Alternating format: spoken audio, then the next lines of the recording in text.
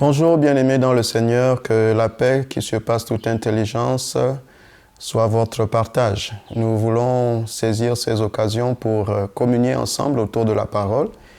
Nous voulons commencer par la prière, si vous voulez bien. Notre Dieu, notre Père, béni sois-tu, toi qui fais toutes choses bonnes et parfaites en ton temps. Nous te rendons grâce et gloire pour ces moments de partage. Conduis-les, dispose nos cœurs et nos reins. Au nom de Jésus, nous avons prié. Amen. En toute occasion, favorable ou non, la parole de Dieu est la chose la plus utile, la plus efficace. Il prêche la parole de Dieu en toute occasion, c'est ce que la Bible nous encourage de faire. En ces temps de crise, de panique générale quant au Covid-19, la planète tout entière se pose des questions, mais surtout l'attitude des uns et des autres est à en recadrer, à mon avis. Et je viens par la parole de Dieu essayer de nous aider à garder le cap. Garder le cap, c'est le titre même de notre exhortation ce jour, garder le cap. Nous voulons prendre un texte qui se trouve en Éphésiens. Le livre d'Éphésiens, en fait, c'est une lettre écrite par Paul.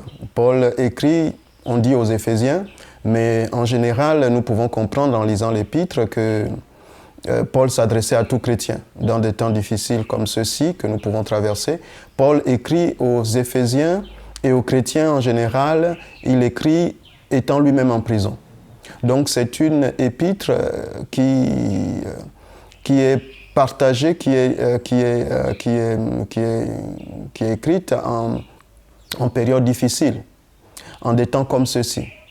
Paul, écrivant aux chrétiens en des temps difficiles, montre la bonne attitude. C'est-à-dire quand bien même les temps sont difficiles, on n'oublie pas Dieu, au contraire. Et Paul, c'était son ministère, que d'encourager les frères et les sœurs d'avoir la bonne attitude et de garder le cap. Prenons un extrait de cette épître au chapitre 5 de Éphésiens. Prenons nos Bibles à partir du chapitre 5, livre Éphésiens, Éphésiens chapitre 5, verset 15. À partir du verset 15, nous lirons. Dans la version Le Semeur, le texte dit ceci: « Veillez donc avec soin à votre manière de vivre. Ne vous comportez pas comme des insensés, mais comme des gens sensés. » Verset 16. « Mettez à profit les occasions qui se présentent à vous, car nous vivons des jours mauvais. » Dans la version Parole de vie, le texte dit « Faites bien attention à votre conduite. » Faites bien attention à votre conduite. Ne vivez pas sans réfléchir. Vivez plutôt comme des sages qui savent profiter du temps que Dieu leur laisse. Les jours que nous vivons sont mauvais. Vivons plutôt comme des sages qui savent profiter du temps que Dieu leur laisse. En fait, les circonstances que nous traversons, nous devons les vivre comme étant une occasion de nous rapprocher de Dieu et non pas aller à la débandade et courir dans tous les sens. Ma première exhortation serait celle-là, d'encourager les uns les autres à garder le calme, premièrement, comme dit Ésaïe, chapitre 30, verset 15, et c'est dans le calme et la confiance que sera votre force, dans le calme et la confiance. Or, ce que nous constatons, c'est que la panique a gagné plus d'un. Les comportements ne sont pas au calme. Et la panique est antagoniste, est ennemie de la foi. Nous ne pouvons pas manifester la foi dans la panique. La panique, la peur sont aux antipodes de la foi. Parce que pour manifester, en fait, la foi, c'est le contraire de la peur déjà. C'est déjà ne pas avoir peur. La foi, c'est la confiance en Dieu. Et quand on est confiant, on n'est pas dans la panique. Et ce que le Seigneur nous demande premièrement, c'est d'éviter d'avoir des comportements de panique ou de paniqueur ou de paniquer. Mais de faire confiance à Dieu. Et c'est justement dans ces occasions que nous voyons finalement qui est chrétien. Nous risquons de sortir de ces instants sans en avoir tiré profit. Parce que toute chose coopère au bien de ceux qui aiment Dieu et qui sont appelés selon son dessein. Or, si nous ne mettons pas à profit, comme le texte nous dit, les jours sont mauvais, en fait, ne vivez pas sans réfléchir, vivez plutôt comme des sages qui savent profiter du temps que Dieu leur laisse. Profitez du temps que Dieu leur laisse. Parce que certainement le Seigneur revient bientôt. Mais ce n'est pas parce que le Seigneur revient que nous devons paniquer. Les signes doivent nous donner de nous organiser pour mieux nous rapprocher du Seigneur. Et non pas de paniquer. Même si nous avons des signes que le Seigneur est à la porte, raison de plus pour profiter à nous organiser, pour être sûr que quand le Seigneur ouvrira la porte, il nous trouvera les reins sains, les chaussures à nos pieds, notre bâton à la main, prêt à le suivre, prêt à entrer dans sa glorieuse présence. Quelle que soit la forme de notre enlèvement, que ce soit par une maladie, que ce soit par un accident, que ce soit par quelque raison, quelque forme, que cela puisse être, que nous soyons les reins sains, que nous soyons prêts à tout moment. Ce que je constate, premièrement, qui nous empêche de nous concentrer à une intimité avec Dieu, et j'en ai fait l'expérience, c'est le temps que nous passons sur nos téléphones à avoir toute forme de messages. Toute forme de messages. Les WhatsApp, même les réfractaires sont devenus des accros. Nous nous réveillons, nous nous endormons avec nos téléphones. Et lorsque j'essaye de prendre des nouvelles, essaye de prendre des nouvelles de mon entourage, le temps de lire tous les messages qui sont arrivés dans nos groupes, le temps de répondre à un, et je me rends compte que des heures et des heures se sont écoulées. Des heures et des heures se sont écoulées. Alors là, le temps du Seigneur est grignoté parce que nous sommes désorganisés. Nous sommes désorganisés. Mon encouragement est d'essayer de vous discipliner à organiser votre temps et ne pas vous laisser absorber par les circonstances. Cet événement nous absorbe à tel point que nous ne savons plus gérer notre temps. Nous avons moins de temps pour le Seigneur que quand nous allions au travail. Les personnes étaient très occupées, très submergées, mais maintenant qu'elles sont en confinement, elles n'ont pas le temps pour le Seigneur. Elles ont beaucoup de temps dans les chats, dans les réseaux sociaux. Le culte que nous pouvons avoir en ligne n'est en rien un remplacement au culte que nous pouvons nous-mêmes faire en famille. Parce que ce que nous devons avoir en ces moments-là, ce n'est pas d'être des consommateurs, mais le Seigneur veut nous ramener à son intimité avec lui, d'être des acteurs, d'être des adorateurs. Ces temps doivent nous aider à être des adorateurs. Et donc, moi, je vous suggérerais vraiment, avec la simplicité avec toute la simplicité qui se doit, d'organiser votre temps, et même le temps pour le téléphone. Vous devez avoir une heure où vous ouvrez votre téléphone pour prendre les nouvelles et répondre. Mais si vous voyez que ce temps est absorbé et ce temps est exagéré, vous devez arrêter votre téléphone.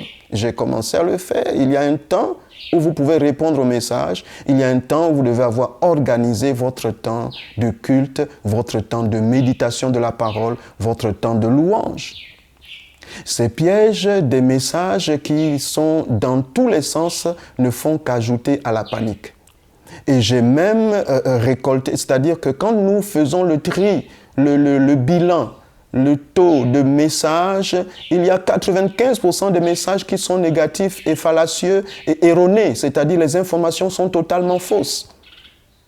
Donc, premièrement, si vous allez relayer un message, prenez soin de vérifier que c'est un message fiable et que sa source est authentifiée.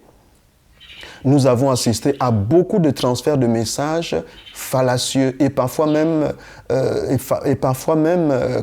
on prête des propos à d'autres personnes, c'est-à-dire des messages mensongers. On fait faire des déclarations à des pasteurs, des déclarations qu'ils n'ont jamais faites. Donc, méfions-nous d'être juste promptes à être sur les réseaux sociaux et relayer toute forme d'information.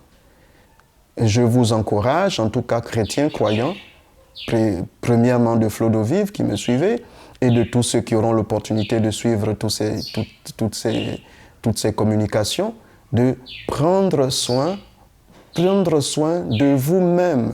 En fait, ces moments-là sont là un moment de maturité chrétienne. Vous avez mis du temps à l'église, à écouter le pasteur, à recevoir la parole de Dieu, prendre des notes ou ne pas prendre des notes, parce que parfois les chrétiens se contentent juste de s'asseoir à l'église, de cocher leur présence sans même prendre des notes du message et puis d'oublier la minute qui suit. Mais vous avez pris le temps d'être à l'église.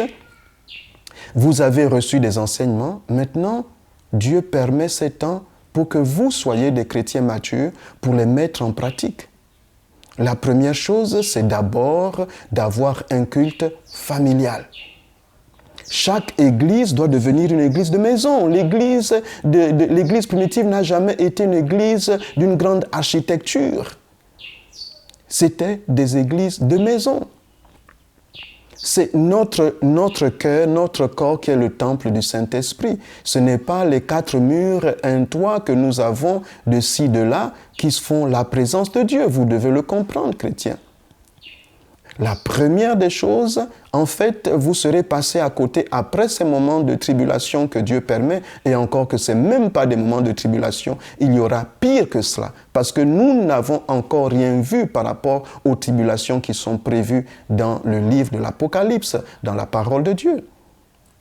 Nous n'avons encore absolument rien vu. Et si nous sommes déjà à ce niveau de panique, la Bible dit heureusement que ces temps de tribulation ont été écourtés parce que même les élus pourraient être séduits. Mais les chrétiens, comme on dit yo-yo, les chrétiens juste de dénomination ne tiendront pas ferme.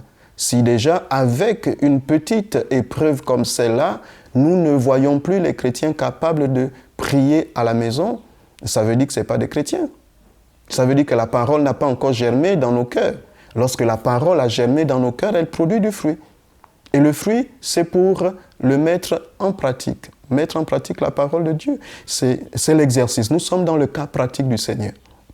À mon avis, on devrait prendre cette période comme un cas pratique du Seigneur. La Bible nous dit bien que toute chose coopère au bien de ceux qui aiment Dieu et qui sont appelés selon son dessein. Et donc, la première attitude, la prière. Prier par rapport à cette circonstance. Prier pour que le Seigneur puisse épargner ses enfants. Prier pour que le plus grand nombre puisse aussi, à cette occasion-là, rencontrer le Seigneur. Parce que Dieu utilise toute occasion pour pouvoir ramener le plus grand nombre à lui. Dieu ne veut pas exterminer les gens juste pour les exterminer. Dieu veut donner l'occasion à tout homme de pouvoir le recevoir comme Seigneur et Sauveur. Et donc, nous devons mettre à profit ces instants toujours pour manifester la gloire de Dieu. Toute chose coopère à la manifestation de sa gloire. Fortifie-toi et prends courage. Ces moments ne sont pas pour nous ébranler, ces moments sont pour nous fortifier. Mais si tu ne les mets pas à profit, tu en sortiras encore plus faible. Il y a des personnes qui, au sortir de ces moments, ne fréquenteront plus les églises parce qu'ils n'ont rien en semence, qu'ils ont continué à arroser. Et ils vont croire qu'il n'y a absolument rien dans l'Église, mais tout simplement parce que la parole de semence de vie incorruptible n'a pas germé dans leur cœur. Or, si vous prenez le soin de faire germer la parole de vie, alors vous en sortirez grandis. Et ensuite, nous aurons des églises encore plus fortes, parce que nous glorifierons Dieu de ce qu'il a fait pendant ces moments-là, parce que nous avons aussi des témoignages, malgré les tribulations, au milieu des épreuves, Dieu reste Dieu et souverain. Ce que je veux donc partager comme encouragement, c'est de nous organiser. Nous organiser, faites attention à l'organisation de votre temps. Mettez une rigueur sur la gestion de votre temps. À votre réveil, comment vous vous réveillez? Qu'est-ce que vous devez faire à votre réveil? Donc avoir un planning quotidien. Un temps pour votre méditation de la parole que personne ne doit pouvoir enlever. Un temps pour la prière que rien ni personne ne doit enlever. Un temps pour s'édifier les uns les autres. Le texte continue en disant, verset 17, « C'est pourquoi ne soyez pas stupides, mais comprenez bien la volonté du Seigneur. » Verset 18, « Ne buvez pas trop de vin, La boisson pousse les gens à se détruire, mais soyez remplis de l'Esprit Saint. Ensemble, dites des psaumes, des hymnes, des cantiques qui viennent de cet esprit. Chantez la louange du Seigneur de tout votre cœur. Remerciez Dieu le Père, toujours et pour tout. Au nom de notre Seigneur Jésus-Christ, obéissez les uns aux autres par respect pour le Christ. Donc, ce ne sont pas des moments pour s'enivrer, ce ne sont pas des moments pour festoyer, ce ne sont pas des moments pour profiter à se détendre. Et c'est ce que le texte nous dit ici. Ce n'est pas le moment juste pour la dilettante, c'est le moment au contraire, parce que la dilettante ne va rien nous apporter, mais soyez remplis de l'Esprit Saint. C'est le moment pour ensemble dire des psaumes, des hymnes, des cantiques qui viennent de l'Esprit de Dieu. Alors, ce qui est particulier, c'est que pendant ces moments-là, c'est aussi l'occasion de voir si nous sommes capables d'élever la voix tout seul, sans le pasteur devant, de prier tout seul, sans le pasteur devant, sans quelqu'un qui conduit la prière. Mais à un moment, il faudrait que l'enfant puisse se mettre debout et commencer à marcher. Quand il a rampé, il faudrait qu'il se mette debout, qu'il marche. Et s'il tombe, il se relève. Et ce sont donc des moments non pas pour des experts. Moi, j'aimerais vous encourager, et nous reviendrons dans d'autres exhortations, à comment conduire des temps de méditation, de culte familial. C'est pas pour des experts. Le Seigneur n'attend pas que nous soyons experts. Donc, juste quelques minutes, même 5, 10, 15 minutes, c'est suffisant. Et au fur et à mesure, quand nous le faisons régulièrement, au fur et à mesure, nous grandissons dans la parole de Dieu. Donc, ces moments, c'est pour la maturité. Et donc, voici les quelques mots que je pouvais avoir à vous partager. Vous encourager à ne pas vous laisser distraire. La distraction est à son summum. À mon avis, la distraction est tellement facile dans ces moments-là en ouvrant nos téléphones. Donc, disciplinez-vous les amis, frères et sœurs, disciplinez-vous. Il y a un temps pour tout, il y a un temps pour pleurer, il y a un temps pour se réjouir, il y a un temps pour prier, il y a un temps pour se confiner et être dans l'intimité avec Dieu. Il y a un temps pour mettre en pratique la parole de Dieu que nous avons reçue. Que Dieu vous bénisse, je vous encourage à partager cette exhortation, je vous encourage surtout à garder le cap, comme le dit la parole de Dieu. Que Dieu vous bénisse chez vous. Merci.